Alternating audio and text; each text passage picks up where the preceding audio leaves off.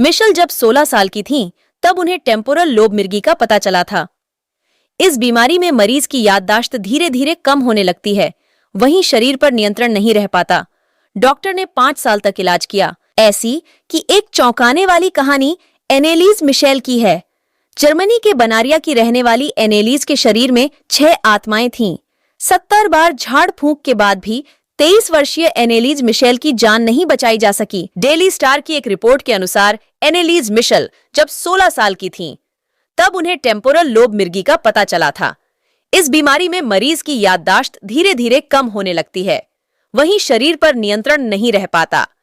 एनेलीज Michel के परिवार ने शुरुआत में इस बारे में अपने गुरु को सूचित किया, लेकिन कोई सफलता नहीं मिली, इसलिए वे उसे डॉक्टर के पास ले गए। डॉक्टर ने 5 साल तक इलाज किया। इसके बावजूद एनेलीज ठीक नहीं हो सकी। एनेलीज मिशेल की हालात में सुधार नहीं हो रहा था। मिशेल अजीब हरकत करने लगी, जिसे देख परिजन परेशान हो गए। उसके बाद उन्हें एहसास हुआ कि वह बीमार नहीं है, बल्कि उसके ऊपर भूत प्रेत का साया है। इसके बाद एनेलीज के माता पिता ने एस्ट्रोओड नाम के शख्स को घर पर बुलाया। तब मिशेल जमीन पर पड़ी थी। एस्ट्रो को देखते ही एनेजील ने फर्श पर पेशाब कर दिया और चाटने लगी। बाद में पास में रखे कोयले के टुकड़े खाने लगी। तभी एस्ट्रो ने मिशेल के चेहरे पर एक अजीब मुस्कान देखी। तब उन्हें पता चला कि उसके अंदर भूत है। एस्ट्रोओड ने एनेलीज मिशेल का तंत्र मंत्र के जरिए इलाज करने की सलाह दी। फिर मिशेल के परिजनों ने 2 पादरियों को बुलाया। उन्होंने बताया कि मिशेल के अंदर 6 शैतानी आत्माएं रहती हैं। इसके बाद उन्होंने झाड़ फूंक शुरू किया, लेकिन इससे राक्षसी आत्मा भड़क उठी और एनेलीज की तबीयत बिगड़ने लगी।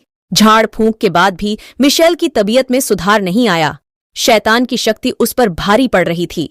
मिशेल ने दूसरों पर हमला करना शुरू कर दिया। कई बार वह खुद को चोटिल कर लेती थी। पादरियों द्वारा कई प्रयासों के बावजूद वह ठीक नहीं हो सकी। 23 साल की आयु में उसकी मौत हो गई। महारानी एनी का दक्षिणी प्रांत डार्सेटशायर के ब्रैडविंडसर तथा लेमरेगिस इलाके के बिच पुराना महल एक भुतहा खोपड़ी की वजह से पूरी दुनिया में प्रसिद्ध है।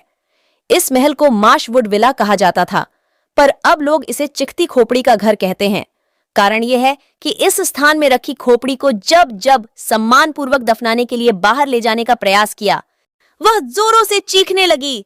जन जे.एस. उदाल ने सन 1870 में बेटिस्काम्बे महल में रखी इस खोपड़ी की पूरी कहानी दुनिया के सामने प्रस्तुत की।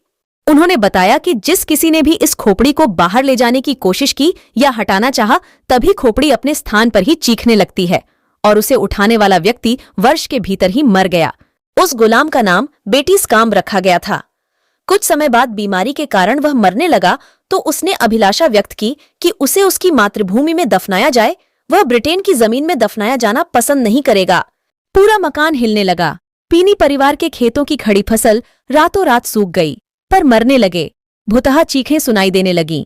इससे छुटकारा पाने हेतु उन लोगों ने बेटिस्काम्ब के शरीर को कब्र से निकालकर जला दिया, पर मिलने पर आखिरी इच्छा पूरी करने को काटकर सुरक्षित रख लिया। उसकी आत्मा की शांति की प्रार्थना भी की गई थी। एक अनुष्ठान में उसकी आत्मा से यह प्रार्थना की गई कि जब तक उसके देश ले जाकर उसके खोपड़ी दफनाने दी जाए, तब तक वह तसल्ली रखें। कहा जाता है कि सन 1914 में इस खोपड़ी से खून भी बहा था, लेकिन इसका कारण अज्ञात है। सर हेनरी ग्रिफिन ने 1578 में बनवाया था। उनकी बेटी यह नहीं, ग्रिफिथ की दीवानी थी। मरते समय उसने यह इच्छा की थी कि उसका सिर काटकर सुरक्षित रूप से इसे मकान में रखा जाए, पर इस भयानक इच्छा को पूरा करना किसके लिए संभव था?